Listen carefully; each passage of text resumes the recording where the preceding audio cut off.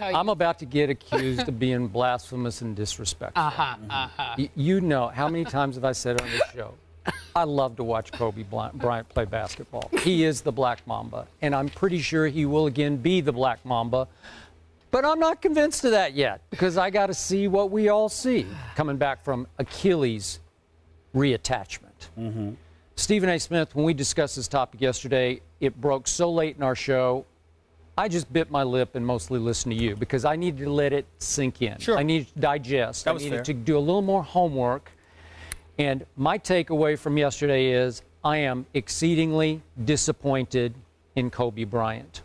I expected a huge hometown discount that he would take to maximize his chances of winning another ring at ages 36 and 37. He took some. He cleared about, what is it, 8.5 more million off the cap. Yep. He cleared the way for one max free agent to be signed alongside Kobe. But there was maybe the pie in the sky that two could come if Kobe would take the big hometown discount, and he did not. Now, is he worth the money that the bosses just gave? He's worth more than they just gave him, as you always say, as pure box office. But I, for one, do not want to see Kobe Bryant turned into a Laker sideshow. Team has no chance. People just turn out and buy those $5,000 courtside seats and watch on the $5 billion TV network just to see if Kobe could get 30 tonight and the Lakers could lose another game. And I do remind you, when healthy last year, he took 60 more shots than anybody else in pro basketball took. 60 more than Russell Westbrook took in 4 fewer games, just to keep that in perspective. Now, is there risk involved here? Huge risk. I remind you, Dominic Wilkins, the only NBA player ever to successfully come back to all-star status from reattached Achilles tendon. Dominic was 3 years younger than Kobe Bryant, and at that stage of his career, Stephen A. Smith had played 27,000 fewer minutes than Kobe has played right now. That's a lot of wear and tear on that body. Again, he's the Mamba, but can even Kobe overcome this Achilles tear, the worst injury of all, even though Jim Buss said, hey, we've seen him fight through, what did he say? Broken finger and ligaments. Okay, but you haven't seen him come off an Achilles tear. Sorry. So I'm afraid of this deal for Kobe and the Lakers because, to me, he put his pride, I'm worth this much money, above his drive for that. What are we up to now? Which ring? Sixth ring. Yeah, so the Jordan ring. Okay. Yeah.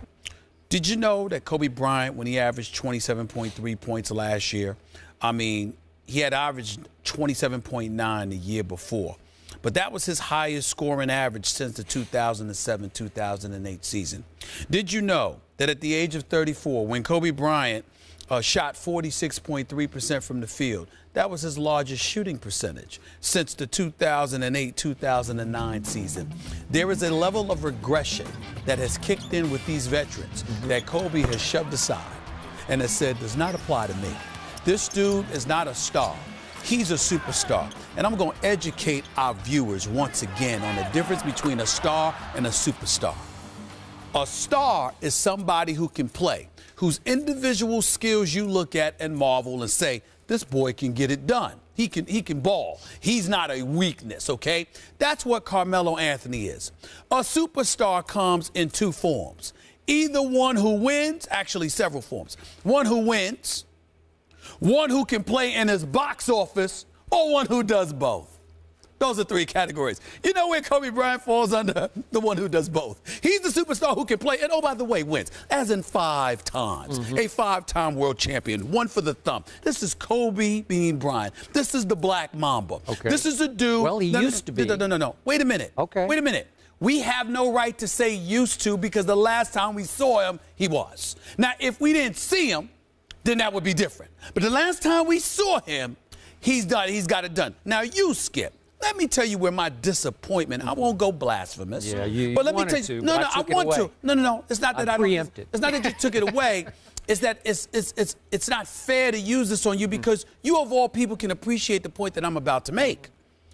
Where I'm disappointed in you is that Skip Bayless is in his 60s and is in the shape of dudes in their 20s and 30s. That's you true. understand? It's an absolute fact. I marvel at it. I admire it. Okay, you've got me in better shape. So let me understand. Oh yes, you have. Trust me, I'm telling you. If it wasn't for you, I'd be considerably worse. I'd be addicted to crunch berries. We all know this. But the point that I'm trying to make to you is this: Skip Bayless, you have marveled at Kobe Bryant and his ability to take care of himself, to know his body, to know what it takes, and more importantly, to be willing to do what it takes. So the only knock you have, do you realize the only knock that you have had against Kobe Bryant in his entire illustrious career, health-wise, is the fact that when he tore his Achilles, he was eating donuts and got a little fat. That is it. That is it. Admitted it to Barbara Walters on live. But what I'm saying to you, but Skip, what I'm saying to you is 18 years, and that's the only thing you've ever been able to say about him.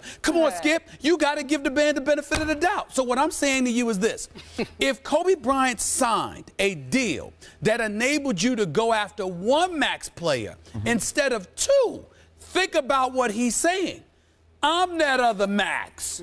I'm that dude. Excuse me, we don't need two of them. I'm number two. We only need one. Now, if he signed a 5-year deal or something like that, you'd have me. What he's saying is 2 years? 2 years. I can't do what I've done for the next 2 years. You better ask somebody. And I have no problem with that.